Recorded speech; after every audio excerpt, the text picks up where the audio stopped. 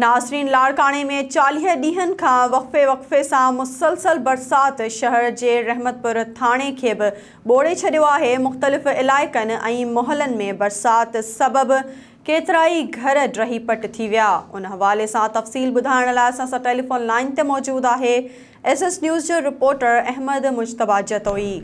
जी मुजतबा, छा तफ़सील आहिनि? जी बिल्कुलु, अव्हांखे ॿुधाईंदा हलूं त लाड़काने में 40 ॾींहनि खां वक़्फ़े सां मुसलसल बरसात शहर जे रहमतपुर थाणे खे बि ॿोड़े छॾियो आहे। शहर जे मुख़्तलिफ़ इलाइक़नि ऐं महलनि में बरसात सबबि केतिराई घर ड्रही पट थी विया आहिनि। बैंस कॉलोनी, नज़र महला, ममताज़ कॉलोनी, रहमतपुर जुड़ियो चांडियो, यार मोहम्मद कॉलोनी, मुरादवान महला, टैंक चौक महला, हैदरी महला, अयूब कॉलोनी समेत ॿियनि महलनि में बरसातनि जो पाणी तलाउ जो ॾेख ॾियणु लॻो आहे। जॾहिं त केतिराई शहरी बेघर ऐं बेरोज़गार थी दरपदरी वारी ज़िंदगी गुज़ारण सां गॾु बुखूं काटण ते मजबूर आहिनि।